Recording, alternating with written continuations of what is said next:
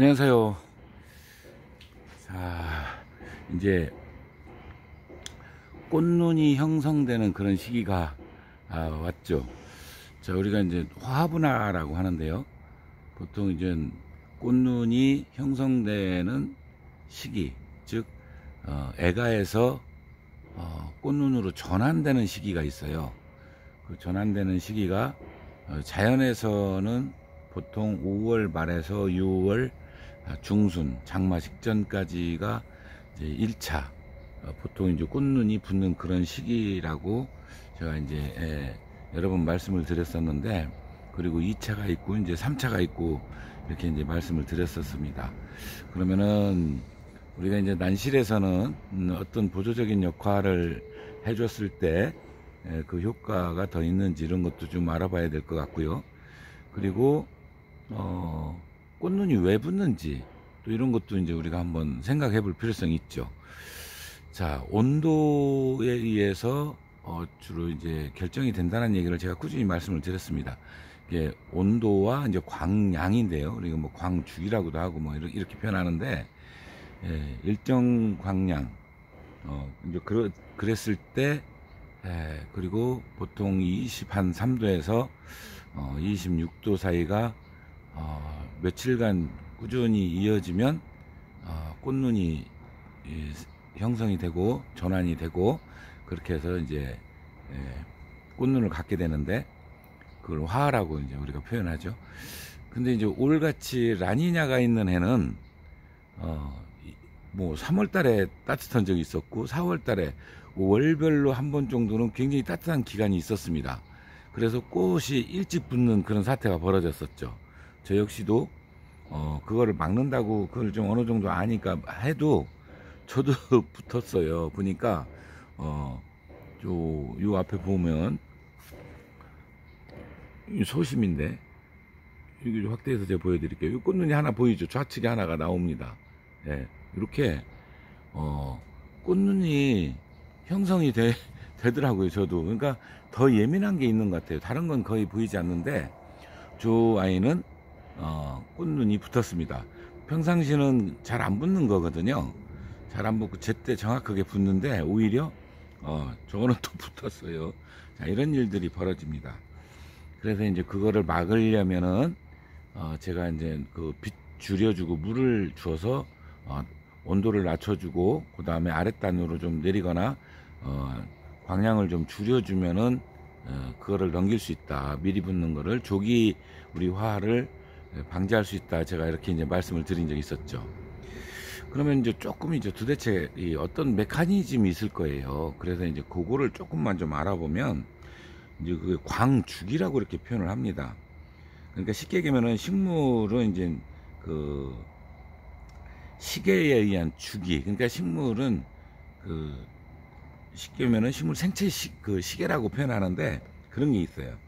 그러니까 이제 이 생체 시계는 그 식물뿐만 아니라 동물, 그리고 이제 뭐 균류나 우리 뭐 버섯류 전부 다 그걸 다 그러니까 지구의 자전하고 관련이 있기 때문에 그러니까 그 자전 주기죠. 그러니까 이걸 24시간이라고 표현하는데, 우리가 24시간 그 주기를 가지고 있다고 합니다. 모든 생명체는 다 가지고 있다고 그러는데 저는 아닌 것 같아요. 저는 이 잠자는 게 맨날 일정하지 않아서 그런가, 저는 25시간이 맞는 것 같아요. 농담으로 맨날 제가 저는 이상하게 안 맞는다고, 평생 그게 잘 안 맞는다고 내가 웃어가며 그러는데, 아니 모든 동식물이 다 가지고 있다는데 저는 그게 좀 안 맞을 때가 있습니다. 자, 그 이제 쉽게 얘기하면은 이제 그런 겁니다. 우리 식물은 꽃이 개화할 때는 어떤 그 물리적 영향을 이제 받게 되는 건데, 그게 바로 이제 이제 광주기하고 관련이 있다. 그래서 이제 이거를 어떻게 나누냐면 봄에 피는 게 있고 가을에 피는 게 있죠. 여름에도 피는 게 있고. 그러면은 꽃눈이 형성되는 게 절대적으로 빛량하고 관련이 있다면, 그래서 이제 우리가 장일식물, 그 다음에 뭐 중일식물, 그리고 단일식물 이렇게 구분을 합니다. 그러면은 장일식물은 낮의 길이가 길어지면 꽃눈이 형성된다 해서 이제 장일식물이랑 하는데, 이걸 정확하게 얘기하면 사실은 밤의 길이가 짧아지는 게 맞다고 그래요. 그래서 단야식물이라고 해야 맞다고 합니다. 이거는 이제 전문 그 식물학자들, 그러니까 이제 뭐 생물을 전공을 하신 그 학자분들의 이야기이기도 해요. 그렇게 해야 더 정확하다고 합니다. 이제 주로 이제 어떤 식물이 해당이 되느냐면 봄에 피는 식물이겠죠. 개나리나 진달래, 특히 이제 목련, 장미, 그리고 이제 초분류 같은 경우는 이제 배추, 파 이런 것들이 이제 해당이 되고요. 그 외에도 많습니다. 그 다음에 이제 그 중일식물이라고 그랬죠. 중일식물 같은 경우는 밤낮 길이가 같아질 때 이제 그 이야기를 하더라고요.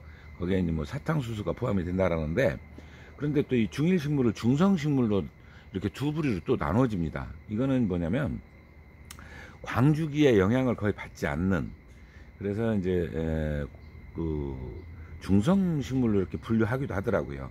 그냥 중일식물로만 묶어놓기도 하는 데도 있고, 중성식물로 분류를 하는데, 그건 뭐 해바라기나 오이, 양파 이런 게 해당이 된다고 합니다. 저는 여기에 좀 관심을 가져지기도 해요. 그래서 이제 춘난이 그 어디에 이제 포함이 되나, 예, 그것도 이제 단일식물을 좀 더 알아보면 낮의 길이가 이제 짧아지면은 이제 꽃눈이 형성된다는 뜻이겠죠. 그러면은 역시 이것도 아까 이제 장일식물이 단야식물이라 그랬다면, 이거는 장야, 밤 길이가 길어져야 된다는 이야기하고 맞물리겠죠. 이제 해당되는 식물들을 보면은 국화 식물들이 많아요. 뭐 국화라든가, 그러니까 가을에 꽃피는 것이 이제 국화과 식물이 굉장히 많죠. 코스모스, 뭐 나팔꽃, 콩, 뭐 이런 게 이제 해당이 됩니다. 자, 그러면 춘난이 도대체 어디에 해당이 되느냐? 이제 대부분 이제 장일 식물로 보고 있습니다. 그런데 제가 말씀드렸듯이 광주기보다는 온도에 더 반응을 하는 것 같아요. 그러니까 그 다른 거는 예를 들어 뭐 낮의 길이가 짧든, 아니 밤의 길이가 짧든 뭐 이렇게 표현이 가능한데, 이 춘난은 온도에 더 적극적으로 반응을 하는 것 같다는 거죠. 왜 그러냐면은 난실별로 우리가 온도 뭐 광량은 다 다르잖아요. 아주 미세하게 들어오는 쪽도 꽃눈이 형성이 되는 거 보면 훨씬 더 온도에 더 영향을 받지 않나, 이런 생각을 해보기도 합니다.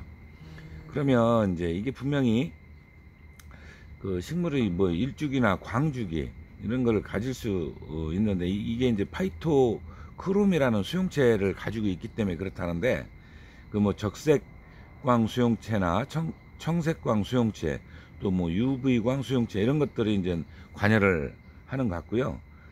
그러면은 이제 꽃을 피게 하는 호르몬이 분명히 있을 겁니다. 그거를 이제 그 광주기와 온도에 의해서 이제 꽃눈이 형성이 되는데, 이거를 이제 그 플로리겐이라고 그래요. 이거는 뭐 러시아 과학자가 이제 이 말을 1930년대 이미 쓰기 시작했다고 합니다. 그런데 이게 어떤 단백질이 그 꽃눈에 관여하는지를 밝혀진 건 그 후로 무려 70년 만에 이렇게 밝혀졌다는데요. 2007년도에 어떤 단백질이 전달하는지 밝혀졌다라는데, 그걸 FT 단백질이라고 그래요. 이게 이제 꽃눈을 쉽게 얘기하면은 꽃을 피게 하는 그런 이제 단백질이겠죠. 근데 이게 밝혀지지 않은 이유도 되게 재밌어요. 쉽게 표현하면은 냇가에 이제 그 단백질을 찾는데 모래하고 조약돌에서 찾았다는 거죠. 그런데 그 70년 동안 못 찾은 이유가 의외로 그 단백질 크기가 집채만 했다는 거죠. 그러니까 커다란 바위만 했다고, 그래서 이제 그걸 못 찾았다고 합니다. 그래 나중에 이제 밝혀졌는데, 굉장히 이제 오랜 시간이 걸렸던 거죠. 그걸 알아낸 것도 간단해요. 같은 속간은 교배가 되죠. 우리가 이제 접목이 됩니다. 근데 가을에 피는 꽃이 있을 거고 봄에 피는 게 있어요. 같은 속이라도. 그거를 가을에 피는 꽃을 잎을 잘라서 봄에 피는 꽃에다 이제 접목을 했더니 그게 가을에도 피더랍니다. 그러면 그 잎에 그 전달 물질이 있었다는 거죠. 네, 이렇게 해서 밝혀졌다고 그러는데요. 뭐 우리가 이제 거기까지 알 필요는 없지만, 다만 춘난 화하 할 때 우리가 이제 전체적인 식물 메커니즘 관련해서 도대체 어떤 과정으로 이 꽃으로 전환되고 꽃이 피는지, 예, 가장 유사하다면, 춘란하고 유사하다면 의외로 어떤 식물이냐면 목련하고 가깝습니다. 목련이 우리 춘란으로 말하면은 2차나 3차 때 화화가 이루어져요. 그러면 늦여름에 화화가 이루어져서 봄에 춘란 피는 시기하고 목련 피는 시기하고 비슷하잖아요. 예, 그러니까 그거하고 거의 유사합니다. 그래서 이제 춘란도 이제 지금 화화가 이루어지면 언제 표토를 뚫고 나와야 맞냐면 8월 말에서 9월 초 사이에 나왔을 때가 가장 안정되게 우리가 봄에 꽃을 볼 수가 있습니다. 제가 이제 그 일반 식물 관련해서 화학 과정을 다른 거, 그걸 뭐 장일식물, 중일식물 또는 중성식물, 그 다음에 이제 단일식물 이렇게 이제 구분을 해가면서 이해를 돕기 위해서 이제 사실 말씀을 드린 거죠. 이제 그렇게 한번 표현을 해봤는데요. 사실 우리 애호가 입장이나 활동가 입장이나 또는 취미인 입장에서는 그런 깊이 내용은 알 필요는 없습니다. 그래도 어떤 과정이 있어서 우리가 그렇게 피는구나라는 좀 이해를 해보시면 어떻게 보면은 조금 이제 이해하는데 도움은 되는 것 같아요. 이 앞에 저기 이렇게 꽃눈이 참네, 엄청 크게 달렸네. 원래 이 꽃이 굉장히 큽니다. 이 소심인데요, 명명을 했던 소심인데, 그래서 이제 화학 관련해서 말씀을 드렸고, 그 다음에 지금 이제 꽃눈이 애가가 꽃눈으로 전환된 시점에서는 유기질 비료도 굉장히 좀 속효성 유기질도 있어요. 뭐 나이트로자임이라든가 우리 또 뭐지, 하야토닉 중에도 유기질화된 비료가 있잖아요. 이런 것들은 적당히 주시면 도움이 더 돼요. 물론 무기질 비료가 절대적으로 도움이 됩니다. 그거는 꾸준히 뭐 이상 없이 하니까. 그래서 이제 제가 유기질 비료를 투입 시점을 잡는 이유도 그것도 연관이 있기 때문에 제가 잡았던 거예요. 이렇게 생각하시면 화학 분화에 도움이 된다. 이렇게 하고 오늘 마무리 하도록 하겠습니다. 항상 건강하시고요. 감사합니다.